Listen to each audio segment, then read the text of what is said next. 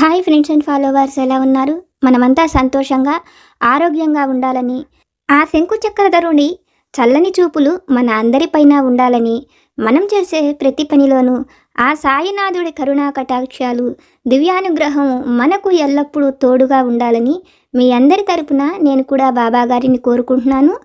Friends, మన channel ఎవరైనా first time చూస్తుంటే సబ్స్క్రైబ్ చేసుకొని ఒక లైక్ ఇవ్వండి. దానివలన మన సాయినాథుని వీడియోస్ సమస్యల్లో ఉన్న మరికొంతమంది సాయి బంధువులకు చేరతాయి.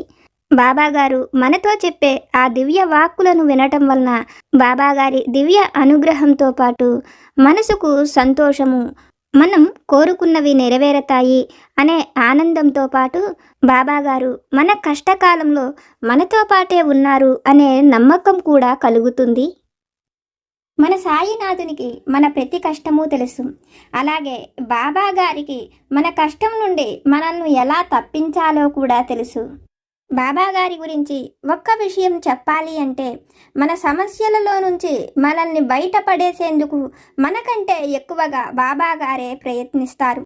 మన సమస్యలు తీరేలా మన సాయి తండ్రి మనల్ని పరీక్షిస్తారే కానీ మనల్ని ఆ సమస్యలలో పూర్తిగా వదిలేసేయ్యరు.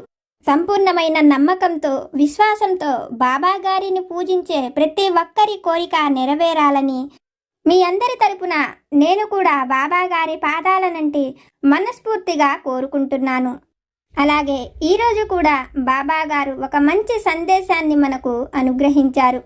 బాబా గారిపైన భక్తి విశ్వాసాలతో, నమ్మకంతో ఆ తండ్రి దివ్య వాక్కుల ద్వారానే విని తెలుసుకుందాం. తల్లి, నిన్ను నేను దీవిస్తూ నీకు ఒక చక్కటి శుభవార్తను తెలియజేయబోతున్నాను. ఇప్పటి నుండి నీకు ఇంకా అన్ని మంచి రోజులే మొదలవుతున్నాయి. నీపైన నువ్వు పూర్తి నమ్మకంతో ఉండు. ముఖ్యంగా నిన్ను నిరుత్సాహపరిచేటువంటి మాటలను అస్సలు పట్టించుకోకు. నీకు తీయటి మాటలు చెప్పేటువంటి వారు ఎంతోమంది ఉంటారు. వారు ఎవ్వరూ కూడా నీకు అవసరమైనప్పుడు ఎటువంటి సహాయము చెయ్యలేరు. మరొక ముఖ్యమైన విషయం ఏమిటంటే, నీపైన నీ ఇంటివారు ఎంతో నమ్మకంతో ఉన్నారు. నీకు కావలసిన మనిషి కూడా నిన్నే పూర్తిగా నమ్ముతున్నాడు. కనుక నేను నీకు ఇప్పుడు మంచి అవకాశాన్ని కల్పించబోతున్నాను. ఇటువంటి మంచి సమయంలో కనుక నువ్వు ఓర్పు, సహనంతో జాగ్రత్తగా ఉండగలిగితే నీ ముందుకు ఒక చక్కటి అవకాశం రాబోతున్నది. తల్లి, నీకు కలిగే ఈ అవకాశం వలన నీ ఉన్నతి, విలువ కూడా పెరుగుతుంది. దీనివలన నువ్వు ఏది కోరుకుంటున్నావో అది తప్పకుండా పొందుతావు. తల్లి, నీకు ఒక ముఖ్యమైన విషయాన్ని తెలియజేయబోతున్నాను. నీ సాయి తండ్రి చెప్పే ఈ మాటలు వమ్ము కాదు. నీ జీవితం నువ్వు కోరుకున్నట్లు సరైన మార్గంలోకి తీసుకువచ్చేంత వరకు, నీ ముఖంలో సంతోషాన్ని చూసేంత వరకు బిడ్డ, నేను కూడా ప్రశాంతంగా ఉండలేను. తల్లి, ఈ ప్రపంచంలో నా బిడ్డల ఆనందమే నాకు ఎంతో ముఖ్యమైనది. కనుక బిడ్డ, నేను నీ ముందుకు తెచ్చే ఈ అవకాశాన్ని చాలా జాగ్రత్తగా ఉపయోగించుకో. ఏమాత్రము అజాగ్రత్తగా ఉండకు. మళ్ళీ మళ్ళీ ఇటువంటి అవకాశాలు రాకపోవచ్చు. కనుక ఈ సదావకాశాన్ని జాగ్రత్తగా ఉపయోగించుకో. ఈ అవకాశంతో నీ జీవితం పూర్తిగా మారిపోతుంది. నీ జీవితంలో నువ్వు కోరుకున్న సంతోషం, ఆనందం చూడబోతున్నావు. కనుక నేను కల్పించే ఈ అవకాశం కోసం బిడ్డ ఆనందంతో ఎదురుచూడు. త్వరలో నీ జీవితంలో నువ్వు కోరుకున్న ఉన్నత స్థితిని చూడబోతున్నావు అని మన సాయి సముద్రులు మనల్ని అనుగ్రహించి, ఆశీర్వదించి ఒక చక్కటి సందేశాన్ని మనకు తెలియజేస్తున్నారు.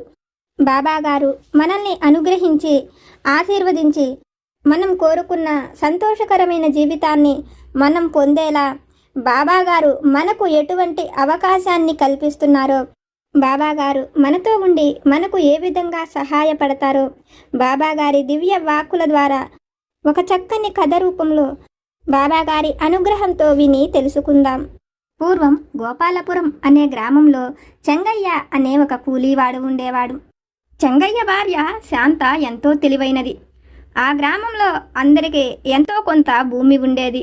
భూమి లేనివారు అనేవారు ఎవరూ ఉండేవారు కాదు. కానీ చెంగయ్యకి మాత్రం నిలబడేందుకు నీడ కూడా లేదు.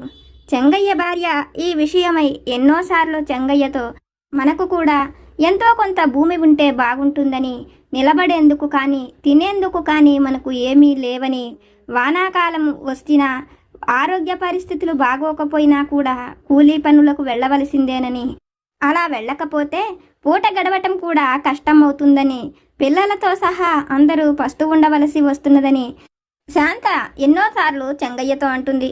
ఈ విషయానికి చెంగయ్య కూడా శాంతను సమర్థిస్తూ, నేను ఎన్నో విధాలుగా ప్రయత్నిస్తున్నాను, మన దగ్గర ఏమీ లేకపోయేటప్పటికీ మనకు ఎవ్వరూ భూమిని కూడా ఇవ్వటం లేదు, మనం ఏ విధంగా బ్రతకాలో అర్థం కావటం లేదని చెంగయ్య చెప్తాడు.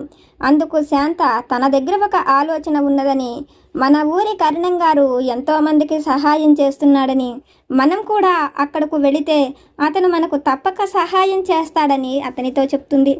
భార్య మాటలు విన్న చెంగయ్యకు కూడా ఆ మాట నిజమేనని, మనం వెళ్ళి ఒక్కసారి కరుణం గారిని కలిస్తే మనకు ఏదైనా సహాయం చేస్తాడని బాగా ఆలోచించి, శాంత చెప్పినట్లుగానే కరుణం గారిని కలిస్తే తనకు ఏదైనా ఒక అవకాశం దొరుకుతుందని చెంగయ్య ఆలోచిస్తాడు. ఆ సమయంలోనే తన స్నేహితులైన మరికొంతమంది కూలీల ద్వారా తమ పొరుగు గ్రామంలోని పెదకాపు దగ్గర చాలా పని ఉన్నదని, వారం రోజుల వరకు అక్కడే పని చేసుకోవచ్చని, అతను చాలా పెద్ద మొత్తంలో 10 వరహాల ధనాన్ని కూడా ఇస్తున్నాడని చెంగయ్య అతని భార్యకు తెలియడంతో వాళ్ళు కూడా ఆ గ్రామానికి వెళ్ళి అక్కడే ఒక వారం రోజుల పాటు పనిని చేస్తారు.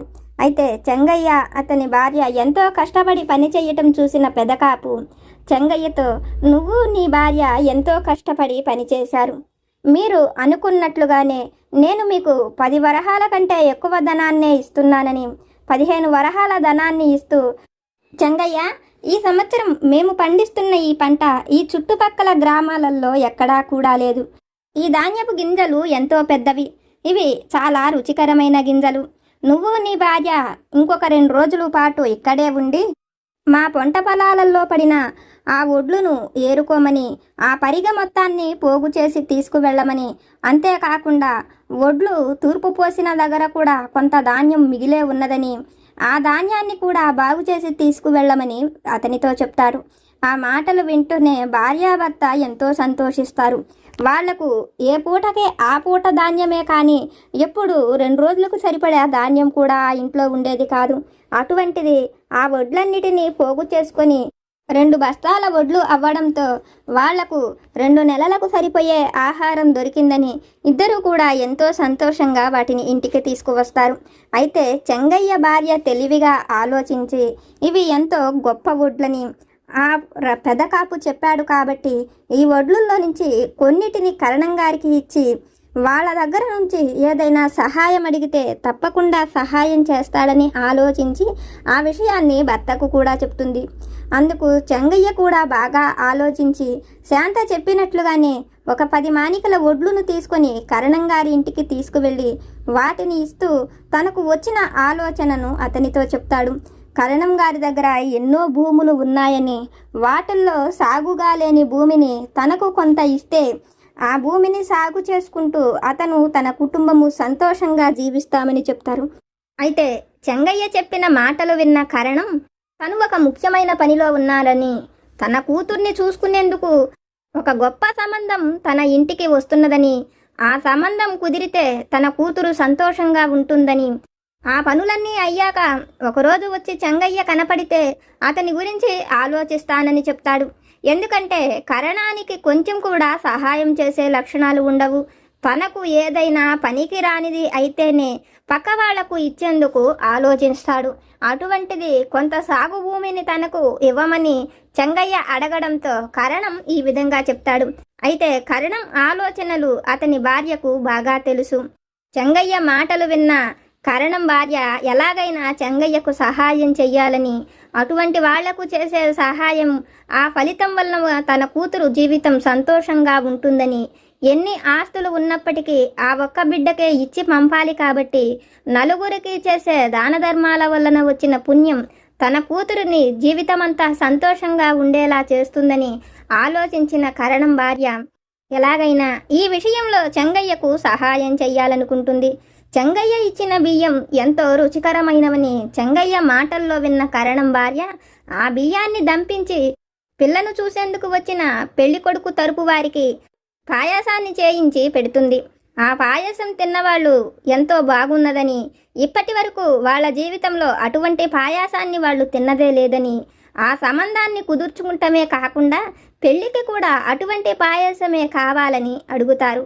దాంతో కరణం భార్యకు ఎలాగైనా చెంగయ్యకు భూమిని ఇప్పించగలనని, తనకు దేవుడు ఈ విధంగా సహాయం చేస్తున్నాడని కరణం భార్య సంతోషిస్తుంది.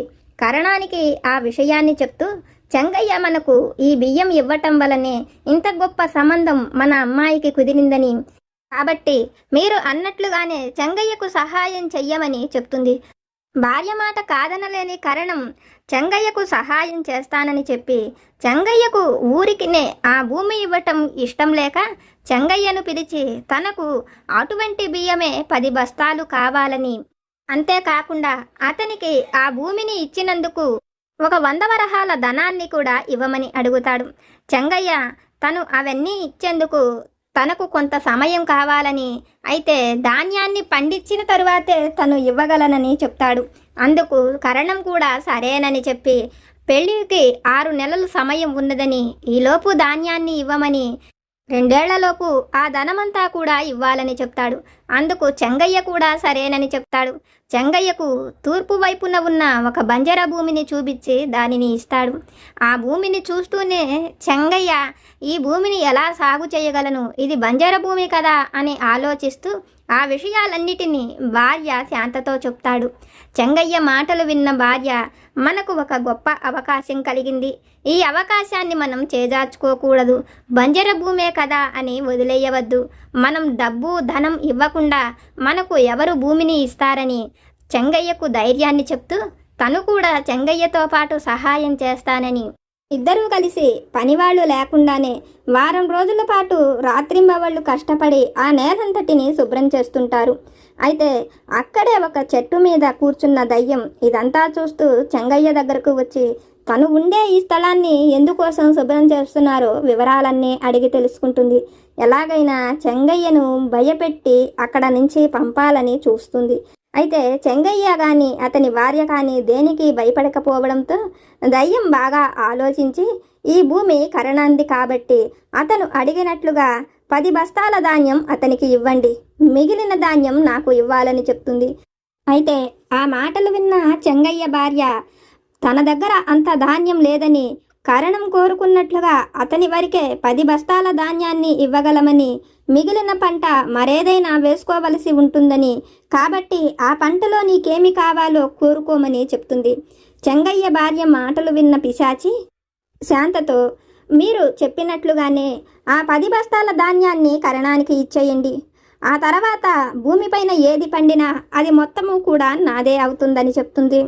ఆ మాటలు వింటున్న చెంగయ్యకు పండించిన పంటంతా ఆ పిశాచానికే ఇస్తే మేము తినేందుకు ఏముందా అని ఆలోచిస్తూ ఉంటాడు. చెంగయ్య భార్యకు కూడా అటువంటి ఆలోచనే కలుగుతుంది. ఏం చెయ్యాలో అర్థం కాక సాయంత్రానికి ఇంటికి చేరుకున్న చెంగయ్య భార్యకు పిల్లలిద్దరూ కూడా ఎదురొస్తూ, ఇంటి పక్క వారు శనక్కాయల పంట వేశారని, వాళ్ళు కొన్ని శనగలను తెచ్చి ఇచ్చారని ఇస్తాడు. అవి చూస్తూనే చెంగయ్య భార్యకు ఒక చక్కటి ఆలోచన కలుగుతుంది. చెంగయ్యను పిలిచి కరణం కోరుకున్నట్లుగానే 1/2 ఎకరం అతనికి ఒడ్లును ధాన్యాన్ని పండించి ఇవ్వమని, మిగిలిన భూమంతా కూడా శనక్కాయలను పండించమని ఇస్తుంది. అయితే చెంగయ్య, మనం శనక్కాయల పంట వేస్తే అటువైపు జంతువులతో సమస్య ఎక్కువ ఉంది, ఆ దగ్గరలో అడవులు ఉన్నాయి అని చెప్పి భార్యతో చెప్తాడు. అందుకు ఆ దగ్గరలో ఉన్న అడవులలో నుంచి ఏ జంతువులు రాకుండా రాత్రిళ్ళు పంట కాపలా మొత్తము ఆ పిశాచాన్నే చూసుకోమని, రాత్రి పనంతా కూడా పిశాచమే చేయవలసి ఉంటుందని, పగలంతా మనిద్దరం కష్టపడి పని చేద్దామని చెంగయ్యతో చెప్తుంది. అందుకు పిశాచి ఒప్పుకుంటుందో లేదో అని ఆలోచిస్తున్న చెంగయ్య మరుసటి రోజు పొలానికి వెళ్ళి భార్య చెప్పినట్లుగానే పల్లీలను పంటగా వేసి ఆ పంటకు కాపలాగా పిశాచాన్ని ఉండమని చెప్తాడు. అందుకు పిశాచం కూడా సరేనని చెంగయ్య చెప్పినట్లుగానే రాత్రిళ్ళు పూట అది కాపలా ఉంటూ పంట పాడవకుండా చూసుకుంటూ ఉంటుంది. పగటి పూట చెంగయ్య అతని భార్య వచ్చి చక్కగా పంటను చూసుకుంటూ ఉంటారు. మొదట ఆ పంటని చూసుకుంటూ దయ్యం కూడా ఎంతో సంతోషిస్తుంది. పైన పసుపచ్చటి పువ్వులతో ఎంతో చక్కగా మంచి పంట వస్తున్నదని ఆశపడుతూ ఉంటుంది. ఎలాగైనా ఈ పంటను చెంగయ్యకు దక్కనివ్వకుండా ఉంటే ఏ ప్రతిఫలము లేదని చెంగయ్య ఈ నేలను విడిచి వెళ్ళిపోతాడనుకుంటది. 6 నెలల కల్లా పంటంతా కూడా చేతికి వస్తుంది. కరణం అడిగినట్లుగానే అతనింటికి వడ్లును పంపిస్తాడు. పిశాచం అడిగినట్లుగానే భూమిపైన కాచిన శనగ చెట్ల ఆకులు కొమ్మలను అన్నిటినీ కోసి పిశాచానికి ఇస్తాడు. అడుగున వేళ్లకు కాచిన శనక్కాయల్ని మాత్రం తనతో పాటు తీసుకువెళ్ళిపోతాడు. అది చూసిన పిశాచం ఇదేమిటని అడగడంతో, మొదట నువ్వే కదా భూమి మీద కాచింది ఏదైనా నీకే ఇవ్వమని కోరావు, అందుకే నువ్వు కోరినట్లుగా ఈ విధంగానే ఇచ్చానని చెప్తాడు. తరువాత మరొక పంట వేసేందుకు భూమి మొత్తాన్ని కూడా సిద్ధం చేస్తుంటాడు. అది చూసిన పిశాచానికి చెంగయ్య పోయినసారి ఎంతో తెలివిగా పంట మొత్తాన్ని తన చేజిక్కించుకున్నాడని, ఈసారి ఆ విధంగా కాకుండా ఎలాగైనా చెంగయ్య దగ్గర నుంచి పంటంతా తనే చేజిక్కించుకోవాలని, ఎందుకంటే ఇంతకుముందు అమ్మిన వాటితో చెంగయ్య కొంత మాత్రమే అతనికి అప్పు తీర్చగలిగి ఉంటాడని, కరణానికి మొత్తం అప్పు తీర్చేంతగా అతను పండించుకోలేదని, కాబట్టి ఈసారి పంటను ఎలాగైనా తను సొంతం చేసుకుంటే కరణానికి అప్పు కట్టలేక ఈ భూమిని విడిచి వెళ్ళిపోతాడని బాగా ఆలోచించిన పిశాచం చెంగయ్యతో, ఈసారి భూమి అడుగున పండే పంటంతా నాది, పైభాగం మొత్తం నీకే, ఆ విధంగా అయితేనే నేను ఈ భూమిలో నిన్ను పండించుకొనిస్తానని చెప్తుంది. పిశాచం మాటలు విన్న చెంగయ్యకు పిశాచితో ఏమి చెప్పాలో అర్థం కాక అక్కడ సరేనని చెప్పి ఇంటికి వచ్చి ఆ విషయాన్ని శాంతతో చెప్తాడు. ఈ విషయమై బాగా ఆలోచిస్తున్న శాంతకు ఒక పెద్దవ మొక్కజొన్న కండెలు అమ్ముతూ కనపడుతూ వెళుతుంది. తనకు దేవుడు ఈ విధంగా సహాయం చేస్తున్నాడని ఆలోచించిన శాంత ఈసారి మొక్కజొన్నలు పండించమని చెప్తుంది. చెంగయ్య శాంత చెప్పినట్లుగానే మొక్కజొన్న పంట వేస్తాడు. ఎన్నో ఏళ్ల నుంచి బంజర భూమిగా పడుండి ఏమాత్రము సాగు చెయ్యని నేల అవ్వడంతో పెద్ద పెద్ద కంకులతో మొక్కజొన్నలు బాగా పండుతాయి. అవి అన్నిటినీ కోసి చెంగయ్య వాటిని ఇంటికి పంపిస్తాడు. అడుగున ఉన్న వేళ్ల మొత్తాన్ని ఆ పిశాచినే తీసుకోమని వదిలేస్తాడు. చెంగయ్య తెలివితేటలు చూసిన పిశాచానికి ఆశ్చర్యం కలుగుతుంది. ఈసారి ఎలాగైనా చెంగయ్య వేసే పంట మొత్తం తానే స్వాధీనం చేసుకోవాలని పిశాచం ఆలోచిస్తూ ఉంటుంది. చెంగయ్య ఆ మొక్కజొన్నలన్నిటినీ అమ్మగా వచ్చిన ధనంతో కరణం కోరుకున్నట్లే 100 వరహాల ధనాన్ని కూడా పూర్తిగా ఇచ్చేస్తాడు. దాంతో ఇంకా చెంగయ్య ఎంతో సంతోషిస్తుంటాడు. ఇప్పుడు ఆ భూమి అంతా కూడా చెంగయ్య సొంతమవుతుంది. చెంగయ్య 3వసారి వేసిన ఈ పంట వలన వచ్చిన ధనమంతా వాళ్ళ ఇంటే ఉంటుందని, కాబట్టి ఈసారి మంచి పంటను వెయ్యాలని ఆలోచిస్తూ ఉంటాడు. చెంగయ్య వచ్చి భూమంతా శుభ్రం చేస్తుంటాడు. అయితే పిశాచి కూడా చెంగయ్యకు సహాయం చేస్తూ, ఈసారి నువ్వు పండించిన పంట ఏదైనా సరే పైభాగము అడుగున నేలలోని వేళ్ల భాగము మొత్తము తనదేనని చెప్తుంది. అయితే చెంగయ్య కష్టపడి పండిస్తున్నాడు కాబట్టి చెట్ల మధ్య భాగము చెంగయ్యదేనని, ఆ విధంగా అయితేనే పంటను వెయ్యనిస్తానని చెప్తుంది. ఆ మాటలు వింటూనే చెంగయ్యకు ఈసారి పంట ఎటు వచ్చినా తనే తీసుకోవాలని ఆలోచించిందని, అందుకనే చెట్లకు పై భాగం కానీ అడుగున వేళ్లల్లో కానీ పంట వస్తుంది. అటువంటి పంట వేస్తే ఈ పిశాచే తీసుకుంటుంది. నేను ఇంత కష్టపడ్డా ఏమీ మిగలదు కదా, ఎలా ఇప్పుడు ఈ సమస్య నుంచి బయటపడాలో అర్థం కావటం లేదని చెంగయ్య బాధగా ఇంటికి వచ్చి ఆ విషయాన్ని భార్యతో చెప్తాడు. ఈసారి ఏ విధమైన పంట వేసినా అది ఆ పిశాచం తప్పక తీసుకుంటుందని, వరి కానీ శనగలు కానీ మొక్కజొన్నలు కానీ ఏమీ పండించడానికి లేదని బాధపడుతూ ఉంటాడు. అయితే చెంగయ్య భార్య మాత్రం, నువ్వు బాధపడవద్దని, మనం గుడికి వెళితే అమ్మవారు మనకు ఏదో ఒక మంచి ఆలోచనను ఇస్తుందని ఇద్దరూ కలిసి ఆ ఊరి గ్రామదేవత గుడికి వెళతారు. చెంగయ్య భార్య మనసులో అమ్మవారిని తలుచుకుంటూ తమకు కలిగిన సమస్యను దూరం చెయ్యమని, ఇప్పటికీ 2 సార్లు వచ్చిన సమస్యను ఎదుర్కోగలిగామని, ఈసారి ఈ సమస్యను కూడా ఎదుర్కొనేలాగా తమకు మంచి ఆలోచనను కలిగించమని అడుగుతూ ఉంటుంది. ఆ సమయంలో పొరుగురు నుంచి అక్కడకు వచ్చిన ఒక రైతు అమ్మవారికి కొన్ని చెరుకు గడలను సమర్పిస్తాడు. అది చూస్తున్న శాంతకు ఒక మంచి ఆలోచన కలిగి అమ్మవారు తనకు తోడుగా సహాయంగా ఉన్నదని, అందుకనే ఇటువంటి ఆలోచన కలిగించిందని భర్తకు చెరుకు పంటను వెయ్యమని చెప్తుంది. శాంత చెప్పినట్లుగానే చెంగయ్య చెరుకు పంటను వేస్తాడు. అవి ఎంతో ఏపుగా పెద్ద పెద్ద ఆకులతో రావడంతో చూసిన పిశాచి ఈసారి పంట బాగా వచ్చిందని, ఆ పెద్ద పెద్ద ఆకులలో అడుగున వేళ్లల్లో కాసేవి అన్నీ తనకే వస్తాయని ఎంతో సంతోషిస్తుంటుంది. పంట 6 నెలలు కాగానే మొత్తము కోయించి మధ్య భాగం మొత్తము చెంగయ్య తీసుకుంటాడు. అడుగున వేళ్ళని పైన ఆకులను పిశాచం అడిగినట్లే తనకు ఇచ్చేస్తాడు. చెంగయ్య ఆ చెరుకు గడలను తీసుకువెళుతుంటే పిశాచి అవి దేనికి పనికి వస్తాయని అడుగుతుంది. ఈ పంటలో పనికి వచ్చేదే మధ్యలో ఈ చెరుకు భాగమని, పైన ఆకులు కానీ అడుగున వేళ్ళు కానీ పనికిరావని పిశాచికి చెప్తాడు. చెంగయ్య మాటలు విన్న పిశాచి చెంగయ్యతో, నువ్వు ఎంతో తెలివైన వాడివి. నేను నీ ప్రతి అవకాశాన్ని నీ నుంచి దూరం చెయ్యాలనుకున్నాను. కానీ నువ్వు కష్టపడే లక్షణము, నీ తెలివితేటలు చూసిన నాకు ఎంతో సంతోషాన్ని కలిగించాయి. కరణం బాకీని తీర్చిన నువ్వు నీ తెలివితేటలతో ఈ భూమిని నీ సొంతం ఎలా చేసుకుంటావో చూసేందుకే నిన్ను పరీక్షించానని. కరణం అప్పు తీరినప్పుడే ఈ భూమి నీ సొంతమైనది. నువ్వు కోరుకున్నట్లు కొంత భూమితో పాటు ఒక మంచి ఇంటిని కూడా నిర్మించుకోమని తను ఉండే స్థావరం నుంచి కొన్ని బంగారు నాణేలను తెచ్చి చెంగయ్యకు ఇస్తూ, చెంగయ్యకు తను చేసిన సహాయానికి దైవం తనకు పిశాచి జన్మ నుంచి విముక్తిని కలిగించిందని, తను అక్కడ నుంచి వెళ్ళిపోతున్నానని చెంగయ్యకి చెప్పి వెళ్ళిపోతుంది.